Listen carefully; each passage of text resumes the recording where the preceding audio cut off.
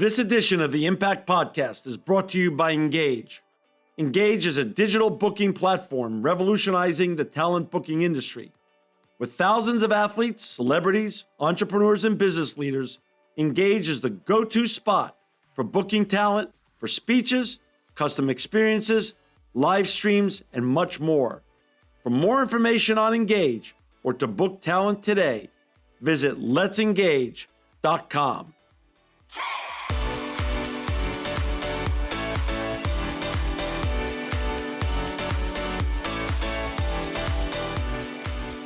Welcome to another edition of the Impact Podcast. I'm John Shegerian, and I'm so honored and excited to have with us today Chad Foster. He's the author of Blind Ambition, this book that I'm holding up that I've read, How to Go from Victim to Visionary. Welcome to the Impact Podcast, Chad. John, it's my pleasure to be here. I appreciate the opportunity to have a conversation with you. You know, I've read your great book. I loved it. We're going to get into your book in a section. In a minute, but before we do that, in your own words, give a little bit of your background to our listeners and our viewers out there who haven't read your book yet and don't know Chad Foster. Yeah, well, I have a little bit of an unusual personal story. I was born and unbeknownst to us, I had a genetic eye condition. So I had a problem seeing in dark areas. So at 3 years old, my parents took me to Duke University Medical Center. Yeah. And it was there that they were presented with the news that at some point their toddler was going blind in all likelihood. And so it's really hard to imagine what that drive home must have been like for them, knowing that their youngest son in the back seat at some point would go blind. Now, the doctors told my parents that they should put me in a special school for the blind. But instead, they signed me up for soccer. And I lived a very active childhood. I could still see fine during the day. I played sports. I played soccer and football and basketball. And I even wrestled in high school and drove a car, rode motorcycles and jet skis. I was really active, always had to be doing something. And then when I was in college, I was studying to go into the medical field because I wanted to help other people. But when I was in college, I lost all of my eyesight. I went completely blind at what's essentially 21 years old. It started at around 19 and it continued for several years. It was a slow process. But I lost all of my eyesight when I was in college. And I wasn't even sure how I could help myself after going blind, let alone other people. So I had to figure out what I was going to do next. And we ask kids all the time, what do you want to be when you grow up? And none of them say they want to be a blind person. So I had to figure out what I wanted to be, what I could be when I grew up, how I could deal with this situation. Life throws curveballs at all of us. And at the time, I was devastated, if I'm being honest at the time, because that wasn't what I had thought I was going to be. But now I'm sitting here today talking to you because I am happier today and I'm more successful now than when I could see. And that's a lot of what we're going to talk about during this conversation. And what is in Blind Ambition is how did I go from being a victim of my blindness to bouncing back better than before? And a lot of that has to do with mindset. And we'll dig into that, I'm sure. Yeah. Chad, it's fascinating. I have another good friend. I know you're aware of this friend. I don't think you've met him yet, named Jake Olson. And Jake, He was born not with your condition. He was born with eye cancer, lost his first eye, I believe, at 2 and his second eye at 12. So his world went dark at 12 as opposed to you when you were 21. And I know from reading your book, you gave fascinating, you brought us into the room as a recipient witness when you started getting your training when the world went black on you, with all the different people who had, even, as you said, some greater challenges than you had in terms of learning to work with your eye dog and things of that such, your seeing eye dog. Yep. In your experiences, is there such a thing? And I feel even somewhat odd asking this question, but reading your book, I just felt like I had to ask this.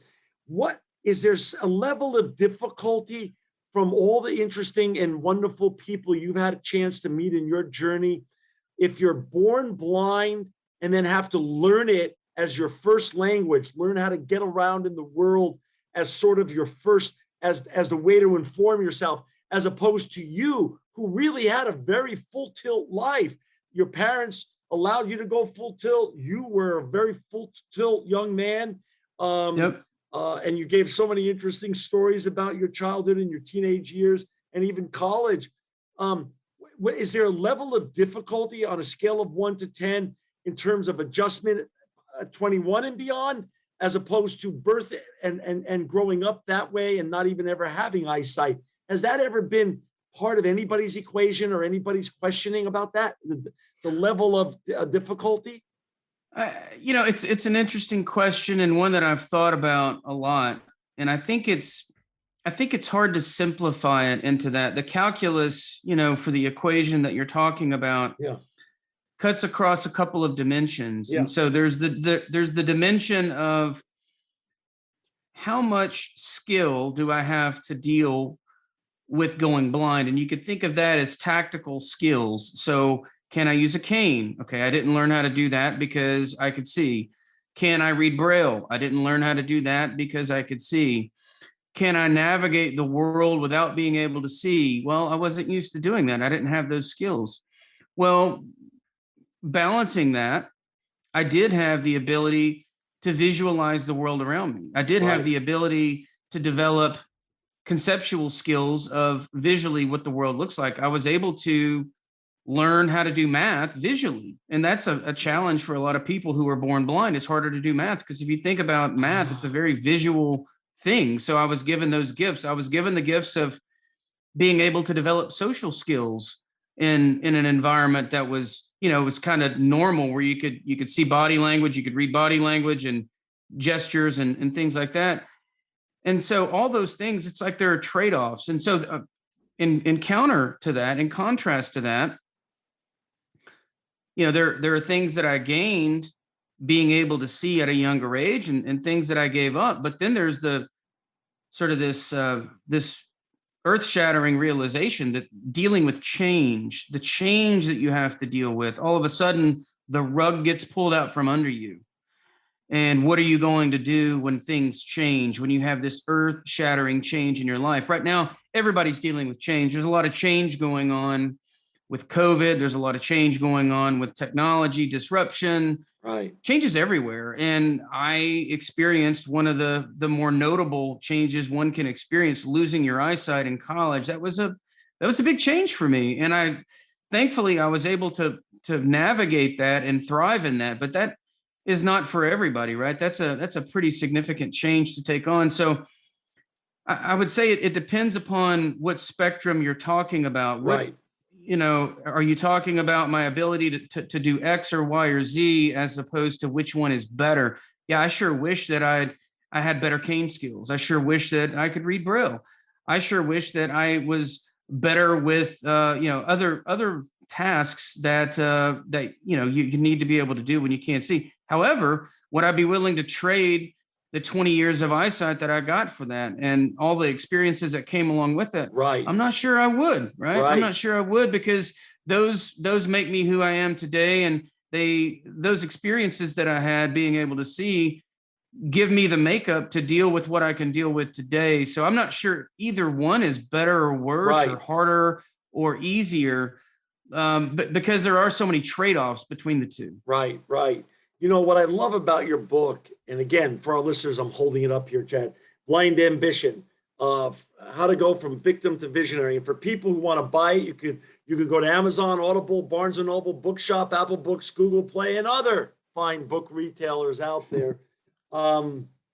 You're so unvarnished in the book, and I'm going to read you a passage that just, I have to be honest, when I got to it, it broke me down, because you really take us, when someone reads a book like your book and is so inspired by it, you also make us all think about, could I even, what I was going through and doing the math in my head, Chad, is I don't know if I could do what Chad did. And what you wrote here is in a chapter called The Final Sunset.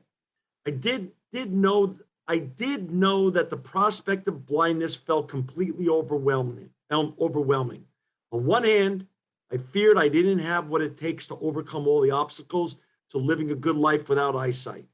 On the other hand, I was ashamed to feel afraid. It felt unseemly and downright unmanly to allow my new circumstances to get me down. But I was embarrassed to be blind, with all its implications of weakness and dependency. I was ashamed that it had happened to me, even though I knew it wasn't my fault. It wasn't anyone's fault.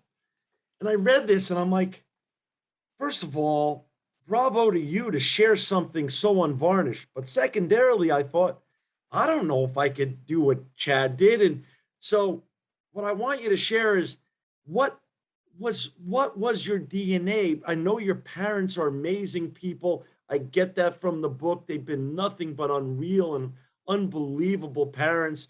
They should write a book on parenting, frankly. But what was how did you get through that at 21 when everything went black right in the middle of your 21. I was in a class this morning in a soul cycle class actually, and one of the young people there Mhm. who is actually works for Soul Cycle turned 21, and I was thinking of 21 and thinking about you because you everything went black at 21, and at 21 the whole world is in front of you. How did you switch that mindset, as you said, from victim? And again, nobody's fault. It's not like this happened for anybody's fault. It was just the dealing of the cards and fate Yeah. to Yep. someone who could overcome it. How did you dig in and where did you find that ability to be resilient and overcome? Well, I think part of it came from, if I'm being honest, for a while, I felt sorry for myself for a number of months. Yeah, And I felt like a loser, right? Because I just kept making excuses. yeah, So after a while, I just decided that excuses are for losers. Like I could sit around and feel terrible for myself for the rest of my life, and that wasn't going to solve anything. Just because life took my eyesight, it wasn't going to cut me any slack. And so I did the mental exercise of looking into the future, 50 years into the future. Here I am, 21 years old. Blindness is guaranteed. The only thing I can control really is my attitude towards the situation.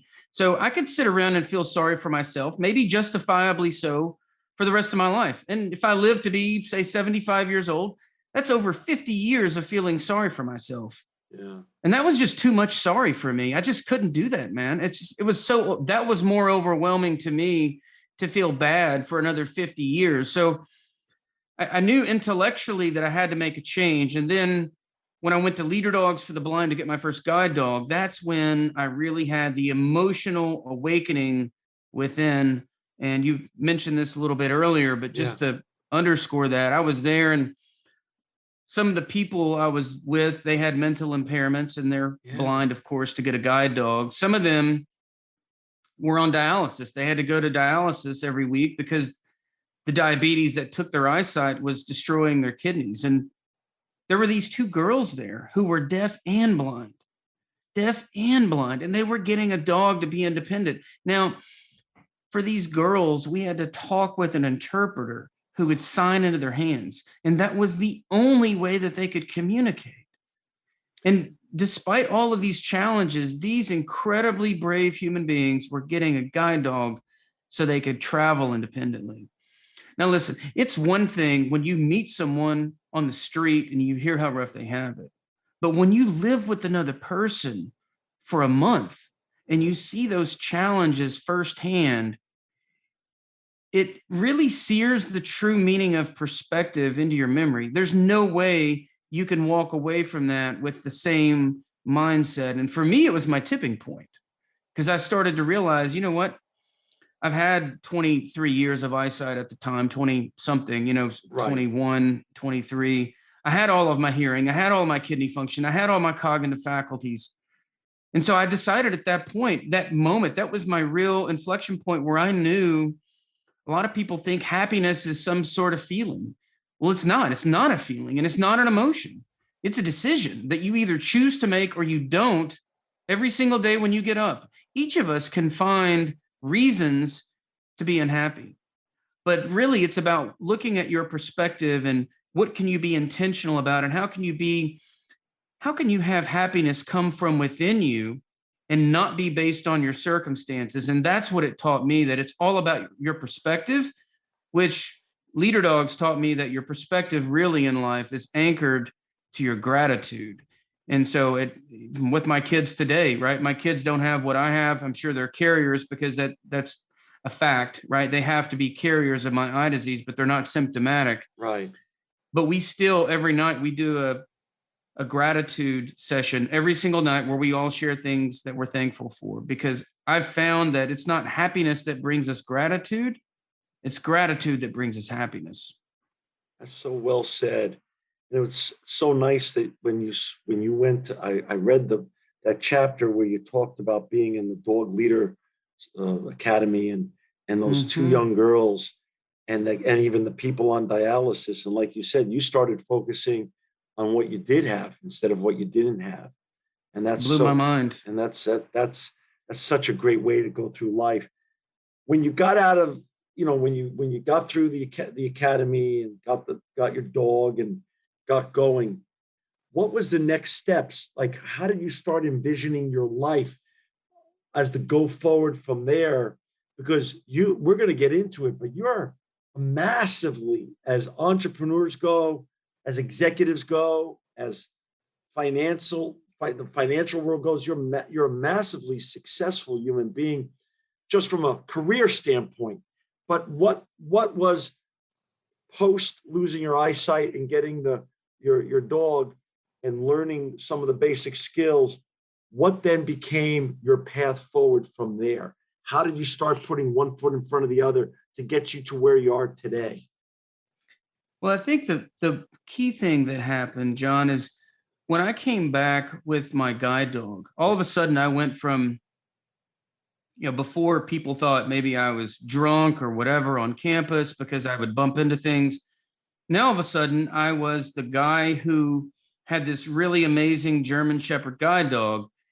And the interesting thing here is, before, I was trying to hide the fact that I couldn't see. You read the passage out of the book. I was embarrassed about it. I was ashamed of it. Yeah. And I was trying to hide the fact that my vision wasn't as good as I wanted it to be. Right.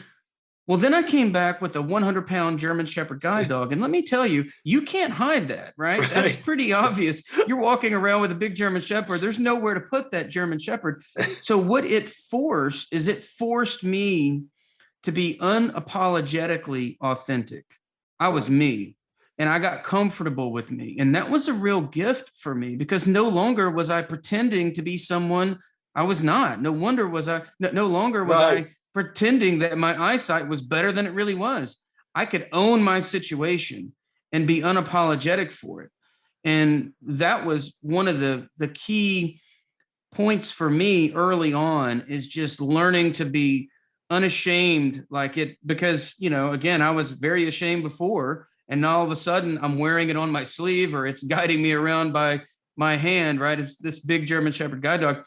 So I started getting comfortable with it. And at first I started to love me despite this imperfection, but eventually because of it. And so that really helped me start the transition. And then I started really thinking about, what can I do with my situation? How can I make my situation look as good as possible? And that's a key point to anybody facing adversity or change or whatever. It's stepping back and imagining or reimagining success in your new circumstances. I had to step back and figure out how I can make blind look good. And I know that sounds odd or paradoxical, but if you can never imagine how you can make your situation look good, then your odds of moving towards acceptance are not very good, and your odds of thriving are pretty much non-existent. So I started to think about, what can I do in the current situation to make it look good. And a lot of that consisted of, all right, I want to have a successful career in business. I want to be able to pave a road for other people who are facing similar difficulties and challenges and be a role model for them so that they can have something to look towards and to show hiring managers and company executives that, you know what, it's not always how things look on the surface. I could have somebody on my team who looks different than me, who maybe walks and talks differently than me, who can really add a tremendous amount of value. And so really changing perceptions and mindsets, that was really my inspiration to put me on my professional journey. And obviously that has evolved, which you've read about in the book and we'll get to, but Yeah. that was really that motivation for me, because once I started envisioning what my success looked like, what was my vision of greatness, that gave me the motivation that I need to do the hard work to get there. But you've got to have that bold vision of greatness for yourself to inspire you to take that next action.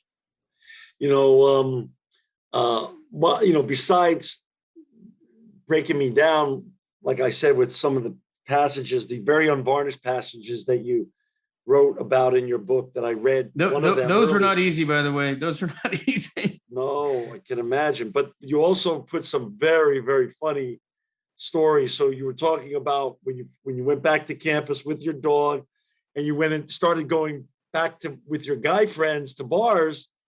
And there was one story in the book how you got two girls to give you their phone numbers that night on the opposite sides of one napkin, which was just the best of the best stories. I'm like, oh my gosh. Yeah, my friend was so mad at me for that. Such a bad situation. He made it amazing already. I mean, you were already making lemonade out of a lemon right from the get-go. So it was just, I am all about it. Anytime life gives you lemons, you use them to make margaritas. That's what I'm talking about. Oh my God, that was so great. That was the dog, but people would, especially women, had a fondness for the dog. And so I talk about now, when I'm giving a keynote presentation or a workshop, one of the keys is figuring out how to take advantage of your disadvantages. Yeah. And so any disadvantage comes with certain advantages in the right context. Right. And if you go into a singles bar and you're 23 years old and you've got a 100-pound German Shepherd that's, has an IQ of 150 or whatever it is, really smart dog. Right. It gives you a certain advantage, right? And in fact, it gave me such a great advantage that my buddies wanted to change my dog's name from Miles to Magnet, because he was obviously quite the icebreaker. That's awesome. Okay, so and for our listeners and viewers who've joined us, we've got Chad Foster. You can find Chad on social media at Chad E. Foster. Chad E. with his middle initials E. Foster. He wrote Blind Ambition, How to Go from Victim to Visionary. You can find Blind Ambition on Amazon, Audible, Barnes & Noble, Bookshop, Apple Books, Google Play, and other fine retailers. I want to hit on one of the great milestones in your life. You were the first blind graduate of the Harvard Business School Leadership Program.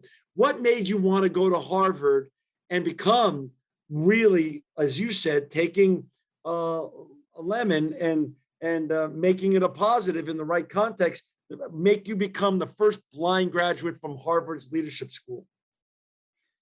Well, I'd always wanted to go to Harvard since I was a young kid, but my parents, we were from modest means. They could not have afforded to send me to Harvard. I was doing good to get to college in general at the University of Tennessee, so we couldn't have afforded that. But over the course of my career, I started to demonstrate more and more success. And at the employer I was at the time, I was senior director over our pricing strategy and solutions group, working on multi-billion-dollar deals for these large technology deals for the U.S. federal government. So we would go in and sell these large, whether it's data center deals or managed services or systems integration, or it's all technology related, and it's services and hardware and software and very large deals. And I have been very successful. I brought in over $45 billion in contracts for the company. And my boss comes to me, and he comes to me after, I think it was the University of Tennessee who gave me the Accomplished Alumni Award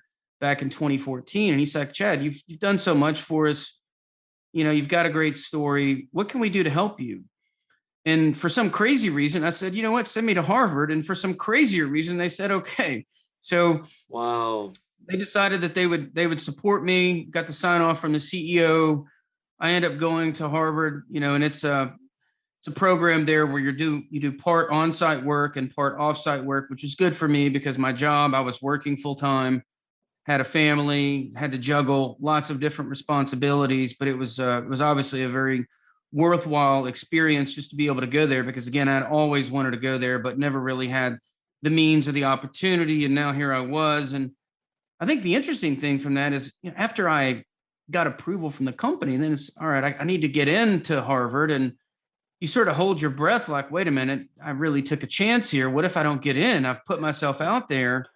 And what if I don't make the cut? What if I don't get in? And then I'm going to look like a fool. So there was a bit of that going on, but I really believe that if you don't dare to be great, then you're always going to be mediocre. So you've got to take some chances. So I put myself out there. I ended up getting in and had a really life-changing experience while I was there learning. And it was, we learned about the business and we learned about leadership, but it was really the class that I was there learning with Bill George about authentic leadership and how to discover your true north that ultimately changed the trajectory of my life and put me on the path that I'm on now. And for those of your listeners not familiar with Bill George, he's a former CEO of Medtronic.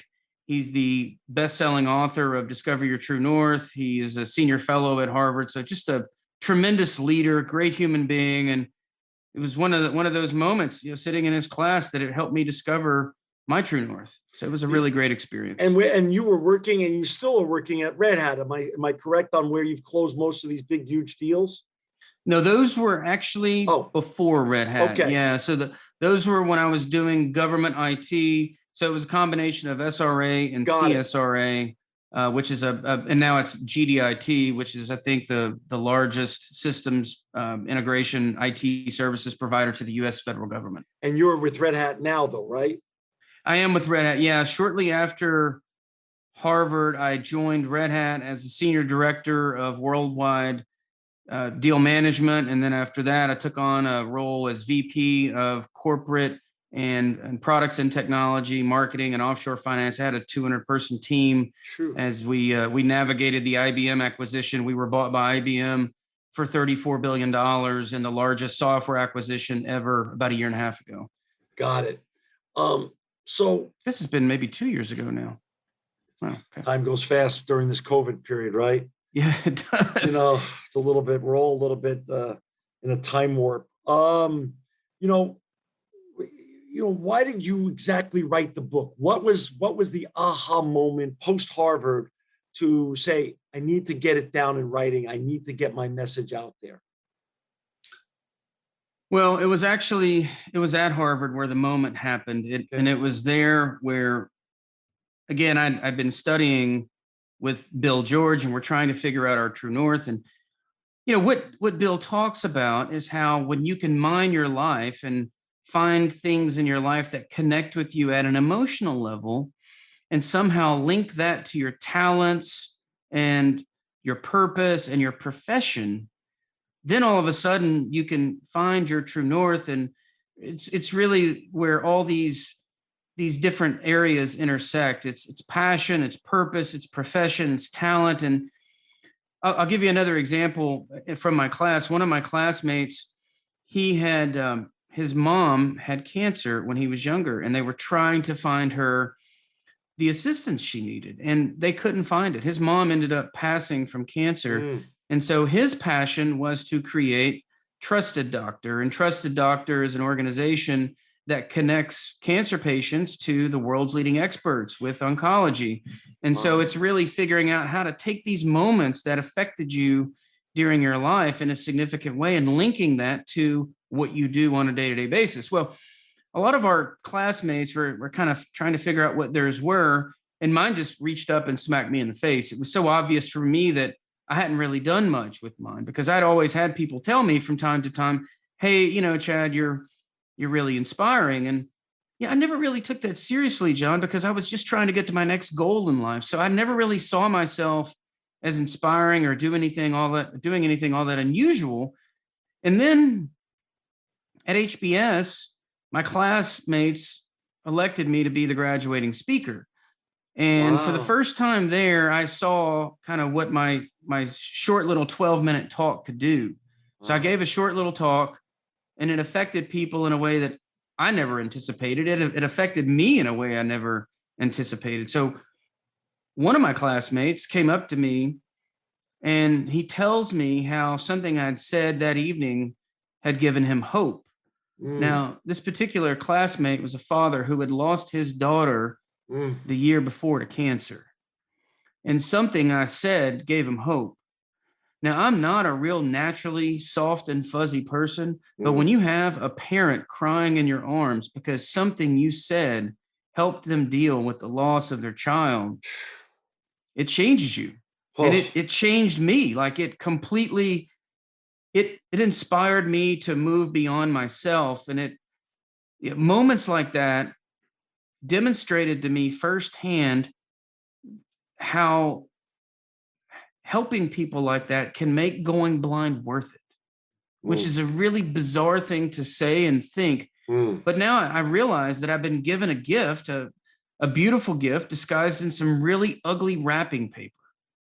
And I just had to figure out, how do I unwrap this gift and how do I share it with the world? And I think we all have gifts that sometimes we're not crazy about. They may not be the best thing to look at, but they all can bring us certain gifts and advantages if we can just learn how to open our hearts and our minds to receive those gifts and share them with the world. So that was the moment for me that I realized I've got to do more with this. I need to put pen to paper. I need to put more effort behind speaking. I need to do more to share my message, because it's not about how I receive or think about my message. It's about how other people can receive and benefit from the message. So that was the moment for me that sort of changed everything for the rest of where I'm at today. Going into that first speech, was your goal in those 12 minutes to make them laugh or make them cry or just share your story and just see where it lands? It was all the above. Frankly, I don't give a talk without jokes. I'm always going to use humor because Right, I think levity makes us human. It makes us relatable, and right, it makes powerful messages easier to digest. right. So anybody who's been to one of my keynotes will know one of my signatures is how much humor I have. I want people laughing because what I've got to say, you might not be able to take it in any other way, but I can reach you in a way using humor that otherwise I wouldn't be able to. So I have my message is it's a pretty uh I mean I'm all about being accountable. I'm all about owning your situation. I'm all about being resilient, but at the same time, I like to throw in some humor because I like the I think that if you can get in people's hearts and get them smiling, then you can really capture their minds and affect change. And I don't think without humor, I don't think it's possible. So there are a lot of speakers out there who will talk, and it's sad, right? And I don't want that when I talk. I don't want people to feel sad at all. Sometimes you'll go and you'll hear somebody talk and you'll come out and go, oh my God, thank God I'm not that person, Right. right? I don't want that. I want people to leave my talk and go, man, I wish I was more like that person. Exactly. That's what Exactly, I want. Chad. Right. That's what I came away with your book too, by the way. I want to be more like Chad. I mean, that's which is great. This is true. I mean, Exactly. you got to meet so many cool people, and I'm just going to throw out a couple names. Tony Dungy, who I just love. Obviously, Jim Whitehurst. Obviously, like you mentioned earlier, Bill George, and so many other cool people you've got to meet along the way. You're the type of person I know that's learning from all the time. And what's the if you were to say two or three key learnings you've absorbed from these great leaders? Do you have a couple of pearls of wisdom that you've gleaned from these folks as you've gone through your journey? I think the number one thing is to move beyond yourself. And I think we can all do more than we think is possible, especially when we move beyond ourselves. I think myself included, I was so focused on me for so long in my career and providing for my family, as most people are and should be. Sure. But at some point, I started asking, there has to be more, right? What can I do to pay it forward, to give back, and to make sure that I'm pulling other people along. And all of those leaders that you just talked about are great examples of that. How do we give back? How do we move beyond ourselves? And I think that until you move beyond yourself, you're not going to reach your full potential. I think that, and for me, that's, the scariest thing of all is going to my grave with unmet potential. I think the most terrifying thought of all is knowing that we could have been who we dreamed of being if we would have just moved beyond ourselves and tried to, reach out and help other people become the best version of themselves. So that's something that's really resonated with me, is figuring out how I can do more to help others and take the things that I've got, because I've got some lessons that I've learned. You've read about them. Yeah, there's a lot of fear that I had in sharing, like you talked about, sharing the things that I share. It's very personal. It's very vulnerable. I'm not a sharing kind of person, but what powered me through the fear, what allowed me to step through the fear, is the focus on helping other people and moving beyond just myself. When people read your book, and again, Blind Ambition, How to Go from Victim to Visionary, what do you want them? What's the one or two or three maximum takeaways, Chad? Besides, I want to be more like Chad, which I got. I mean, I put the book down and I was like, this is my kind of guy. I said to myself, besides the podcast, I'm going to meet Chad one day. Somehow, some way, I'm going to meet him in our travels, and I got to meet him and shake his hand and give him a hug. So, Love it. yeah, you're my kind of guy, and I definitely want to be more like you. And what do you want people to take away? Messages that they could use every day to, as you said, get beyond themselves and have a better and more fascinating and interesting life. I think the number one message that I want people to take away is you have to learn how to tell yourself the right stories. Mm, You will become the stories that you tell yourself. mm, Now, when I went blind, I could have chosen to tell myself a story of poor me and I have bad luck. This is terrible. And that could technically be true. Or I could choose to tell myself that I'm one of the few people who went blind because I'm positioned to be able to deal with it. I'm strong enough to be able to deal with that and use it to help other people. Now, both of those stories could be true. One of those stories paints me as a victim. right. The second story reframes my disability, my blindness, into my strength. This happened to me because I'm one of the few people with the mental toughness to deal with it. All of a sudden, I've done this Jedi mind trick where I've convinced myself that I went blind because I'm mentally strong enough to deal with it and help other people with it. I've transformed my struggle into my strength. And so the stories we tell ourselves can either keep us trapped or they can help us bounce back. So you have to be really careful about the stories that you choose to tell yourself. It is a choice. You have to be intentional about what stories you're going to tell yourself, because at the end of our lives, we will all become the stories that we tell ourselves. So that's the number one thing. I love that. That is just that's just awesome. How many public speaking events typically, when things are back to normal, what's notwithstanding COVID, how much public speaking do you do and sharing your story? Well, it depends on scheduling and things, but I'd say anywhere from 50 to 80 a year, 50 to 80 Wow. events. And how does your message evolve? Obviously, the audience sometimes changes, obviously, different types of Mm-hmm, audience. But mm-hmm, when you listen to, just for instance, I'm fascinated by comedians, and they talk mm-hmm. about how they start when they're starting to put together a new hour of material. They'll work it out in small clubs until they go to Madison Square Garden, until they go to big arenas and big venues. For you, Yeah. how do you constantly evolve your message? A, to keep it fresh, B, to keep it relevant and timely, and C, to get the message out that you want to get out. Like what's your public speaking preparation look like versus writing the book? Because once it's in the book, it's publishing in the book. But how do you evolve Right. your public speaking thought process?